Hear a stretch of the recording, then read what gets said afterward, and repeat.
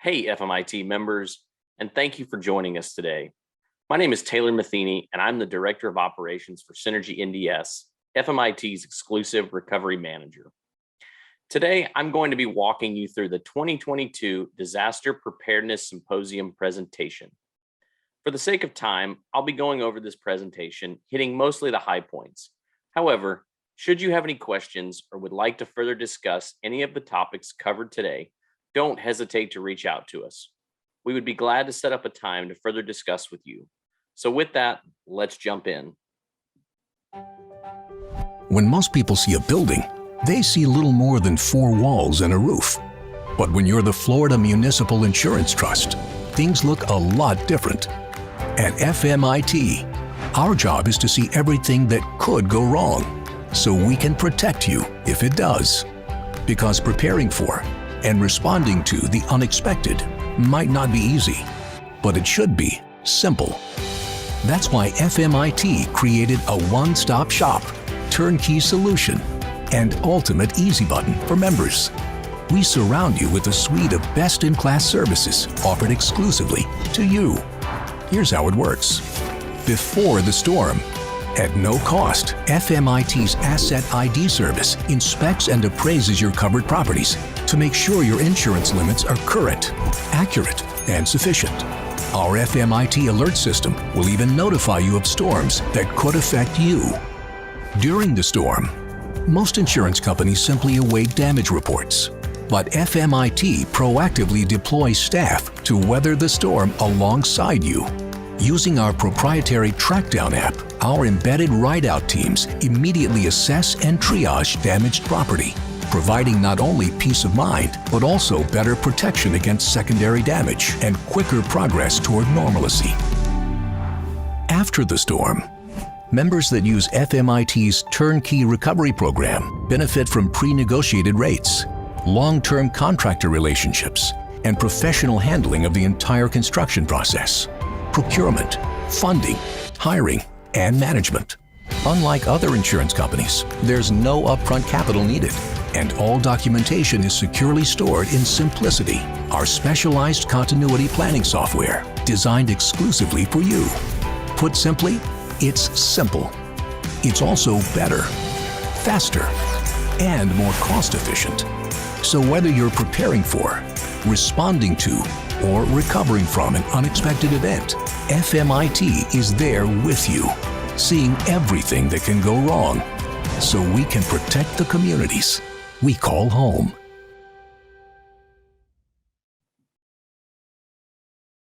All right, so today we're going to be discussing a number of programs you heard about in the video clip. Each of these programs are offered exclusively to FMIT members. No other provider in Florida offers the vast array like that of the FMIT. These programs are offered at no additional cost and are flexible to the specific needs and expectations of our membership. FMIT isn't just your coverage provider. In addition to offering robust lines of coverage, FMIT offers a full suite of resources and consulting to be your one-stop shop for all things municipal and public entity risk. Before we get into the presentation, just a little bit about who we are here at SynergyNDS. SynergyNDS has been the exclusive recovery manager to FMIT for over 12 years. Not only do we carry unsurpassed insurance and recovery experience, we understand the ins and outs of public entities. Over the past decade, we've worked in partnership with FMIT to create a suite of service second to none for municipalities here in Florida.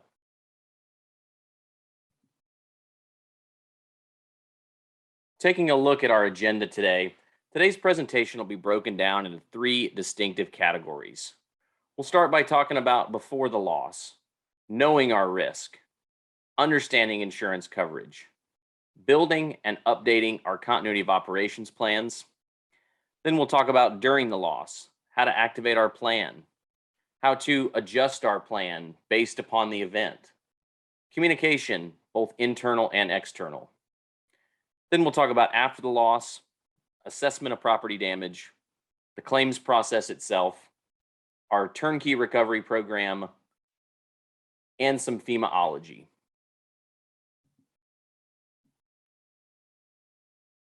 All right, so before the loss, it's important to understand that this piece of the timeline begins well prior to an actual event or loss.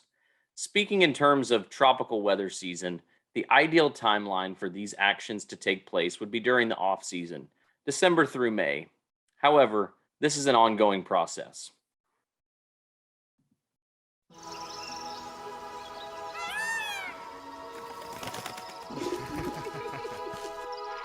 I'm a forbidden fruit, and not to brag or nothing, but I'm pretty much the most amazing apple ever.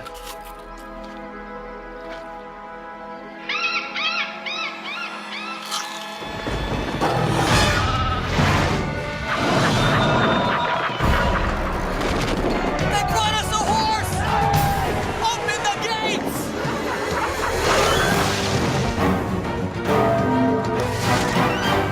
Moo.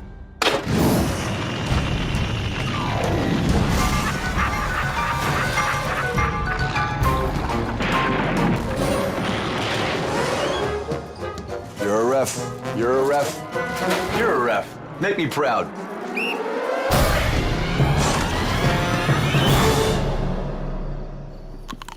Mayhem has been and always will be everywhere. Hazards for risk come in many different shapes and sizes. They can happen with little or no warning. They can be influenced by geographical conditions. They can be dictated by climate and weather. They can be caused by people or accidents, and they can occur as an extraordinary phenomenon. So we've got to ask ourselves, what hazard examples pose a real risk for our organization specific to our scheduled property? To analyze this, we must first identify hazards that can potentially impact our organization. This can be done by evaluating 3 items. Number 1 is the frequency. 2 is the probability. 3 is the magnitude. Analyzing hazards in this fashion can help us determine our overall vulnerability. So are we ready for hurricane season? Jim Cantor, I'm sure he's a real nice guy and all, but he's typically not the guy we want to see in front of our city hall or on our beach. Here's the 2022 Atlantic hurricane season forecast. By all accounts, this would indicate an active hurricane season. So how should this affect our approach? The answer is that it shouldn't. We continue to prepare for the worst and hope for the best outcome. Now is the time to ask ourselves these questions. Do we have our emergency supplies ready? Are we equipped with satellite phones and other forms of redundant communication? Have we completed our pre-storm administrative directives? Do we have our ride-out teams ready to go? Are we aware of the FMIT response programs? Are we aware of our FMIT coverage endorsements? We'll walk through all that today. Knowing the difference between hazard and risk. Once we've identified our hazards, we can determine our risk based upon the severity of damage and likelihood of the damage occurring. Some types of hazards are difficult to prevent. However, their impacts can be greatly reduced through effective risk assessment, accurate scheduling of property to value, insurance coverage, and planning.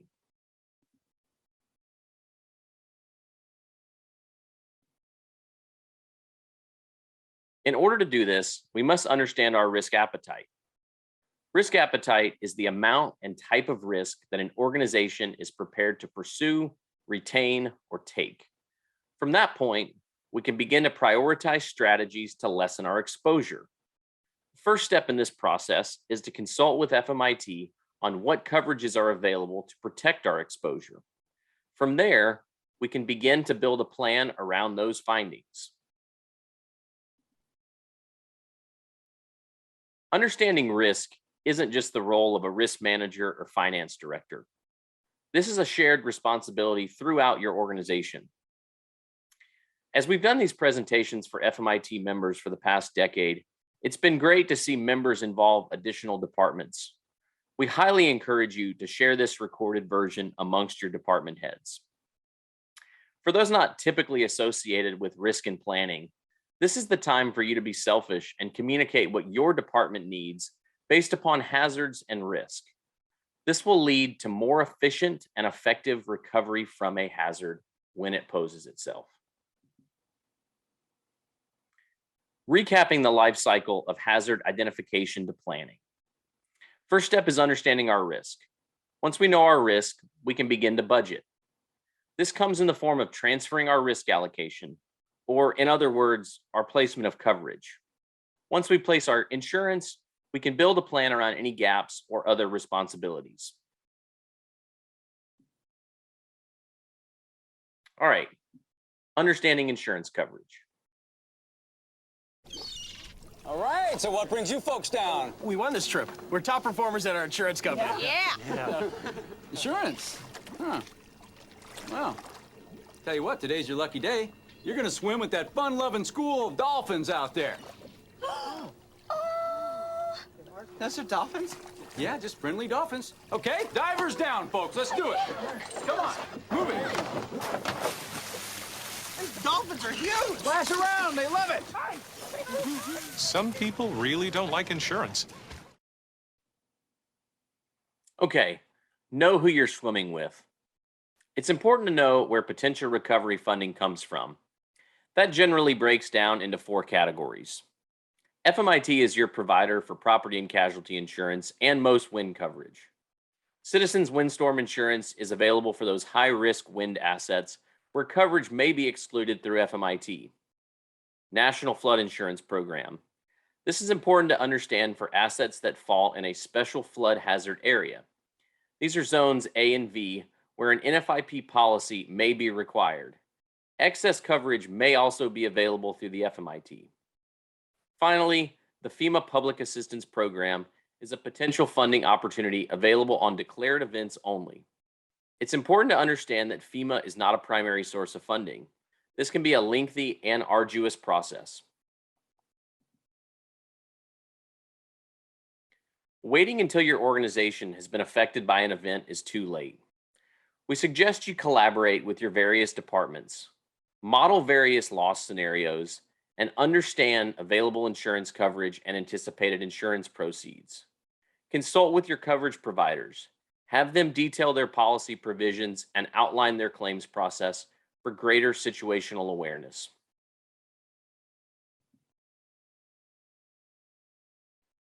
Depend on the FMIT to support your coverage review and to help navigate the claims process. Many of you have various lines of coverage through multiple providers. Lean on the FMIT to help understand where primary coverage ends and if secondary coverage is available. Account executives and the FMIT claims team is here to assist you through this process. Das hier ist mein Sektor. Das hier ist das wichtigste Gerät des Küstenwächters. Das Gerät und das Gerät. Überlebensradar.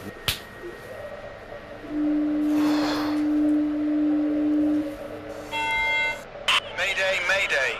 Hello, can you hear us? Can you hear us? Can you... Over. We are sinking. We are sinking. Hello? This is the German Coast Guard. We are sinking. We're sinking. What are you thinking about?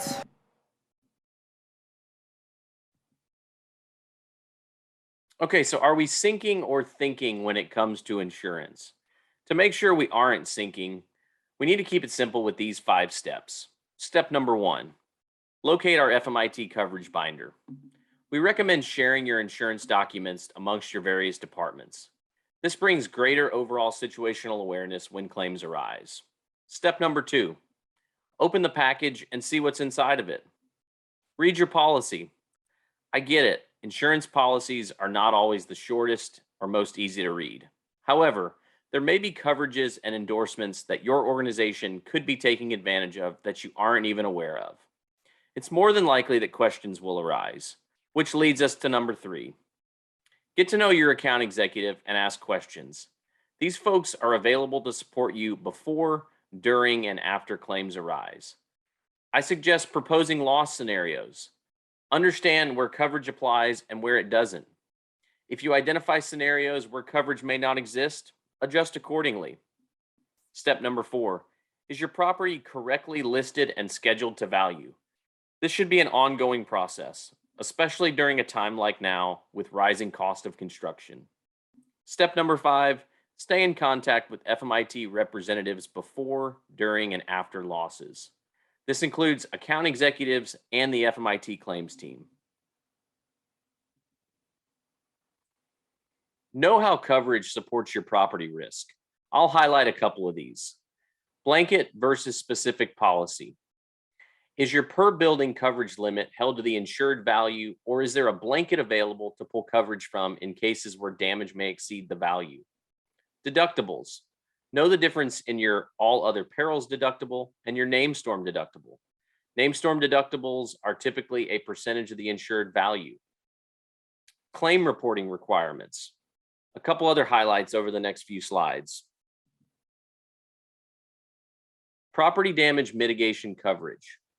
This is an industry-leading coverage to support members after a named storm event exclusive to the FMIT. Property damage mitigation coverage was born following Hurricane Irma, where widespread damage was created, most of which was below FMIT member deductibles. FMIT quickly realized the financial impact that this type of storm had on members and immediately started working with those affected to find a way to help bridge that financial gap. Property damage mitigation coverage covers up to $500,000 per event for scheduled buildings when damage falls below deductible. PDMC covers mitigation and stabilization services, subject to no deductible. This greatly reduces secondary damages and added claim costs for you, the FMIT member. Property damage mitigation coverage is pre-approved when utilizing the Turnkey Recovery Program. Non-scheduled property in the open. This covers things like fences, lights, benches, and signs. Non-scheduled PDO allows for these items to come off the schedule of values, thus reducing your premium. Non-scheduled property in the open limits are based on the total insured value and carry a sublimit of $25,000 per asset per occurrence. Extra expense helps keep the doors open and covers costs to maintain continuity of operations. This includes things like temporary modular buildings, temporary power, rental equipment, and carries a $1 million per policy year limit. We'll talk more about the types of items extra expense can cover later on in the presentation. Turnkey Recovery Coverage Endorsement. Members have been successfully using the FMIT Turnkey Recovery Program on both everyday losses and large catastrophic events for over 10 years. Just like many of the FMIT coverage products and programs, all are being constantly updated and improved based upon experiences and feedback from members like yourselves. The Turnkey Recovery Coverage Endorsement now formally identifies the program as part of the FMIT insurance services and coverage provided to members for the policy premiums you already pay. In other words, it's now formally part of your bound insurance coverage that has been previously procured by your organization. A couple of talking points on this endorsement. Members may elect to utilize the Turnkey Recovery Program within 120 days of the event or loss. This endorsement eliminates the need to bid out recovery management services on insurance claims. Finally, this endorsement aligns with FEMA procurement requirements for public assistance grants, whereby insurance is the paying entity.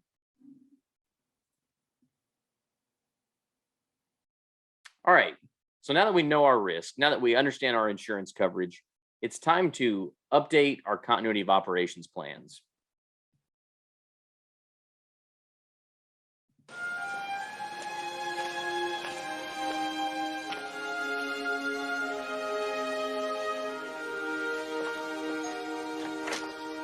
Hi. Hi. I was marooned on an island for 5 years with this package, and I swore that I would deliver it to you because I work for FedEx. That's very admirable. Thank you. Hey, but by the way, what's in the package? Nothing really. Just a satellite phone, GPS locator, fishing rod, water purifier, and some seeds. Just silly stuff. Thank you again. You keep up the good work. All too often, the resources or information we needed the most were right in front of us all along. So, what's in the package? Today, we're going to highlight the 5 most important items to include in your continuity of operations plans. Always remember here, keep it short and simple. Continuity of operations plans don't need to be encyclopedia length. The reality is, the longer these plans become, the less people read them. These plans will likely be shared extensively prior to an event, so do your best to keep it simple and concise. Maintain inventory of all property and assets. On an annual basis, departments should be required to submit an updated inventory list.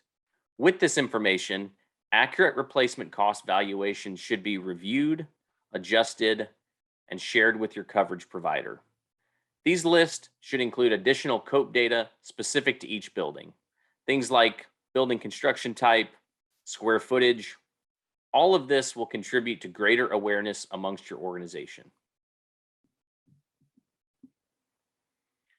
Accurate scheduling and naming of assets. Staff turnover can be high, and sometimes the naming culture changes over time. Now is the time to get your schedules in order. Know your schedule from top to bottom. These types of annual reviews may also reveal newly built or acquired property not currently on your property schedule. The same goes for assets that may no longer exist. At times, assets are sold off or demolished. Reviewing your schedule on an annual basis will ensure you aren't paying premiums on assets that may no longer be your responsibility.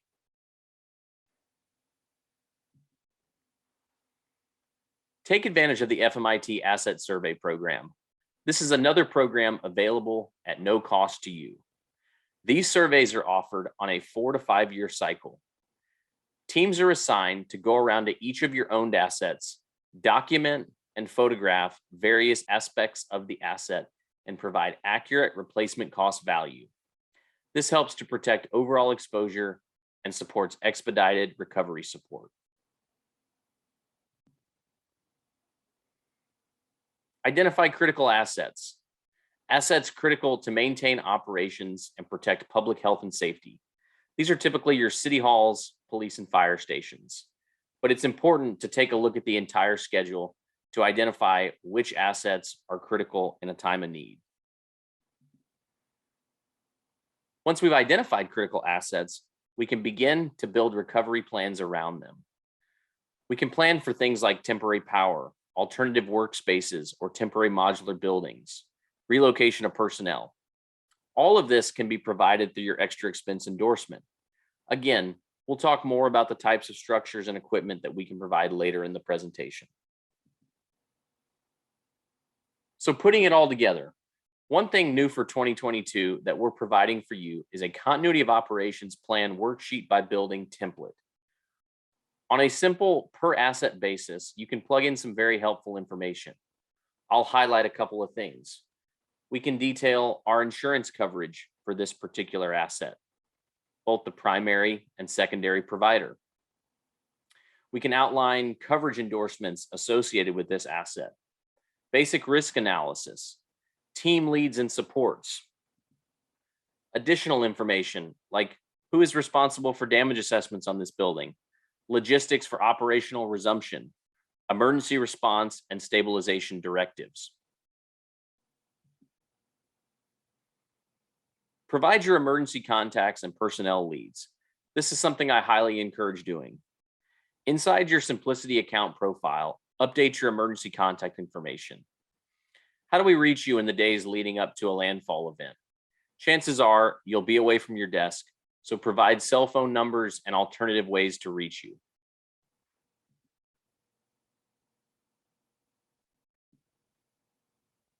Budget for the cost of recovery. Where's the money coming from?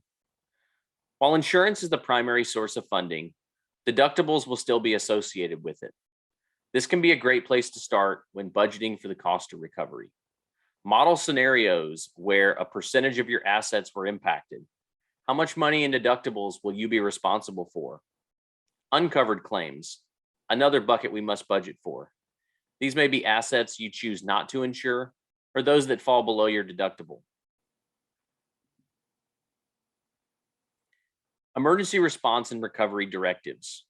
Know who you need before you need it. Now is a great time to pull your vendor list. Understand the capacity of who you may be relying on. These are folks like debris removal contractors, communication platforms, equipment providers. Request updated price lists to better understand the cost of these services. Detailing response expectations and procedures. One additional step that a number of FMIT members have taken is to develop simple response plans that detail responsible parties for action items following large catastrophic events. These plans outline responsibilities of involved stakeholders and promote greater overall accountability. Additional examples of these directives. If you're interested in developing a plan like this, feel free to reach out to us. We can provide examples and direction of how to begin the development of these plans. Finally, additional resources for planning can be found in the Simplicity Marketplace section. Here you'll find examples of continuity of operations plans and other resources for disaster planning.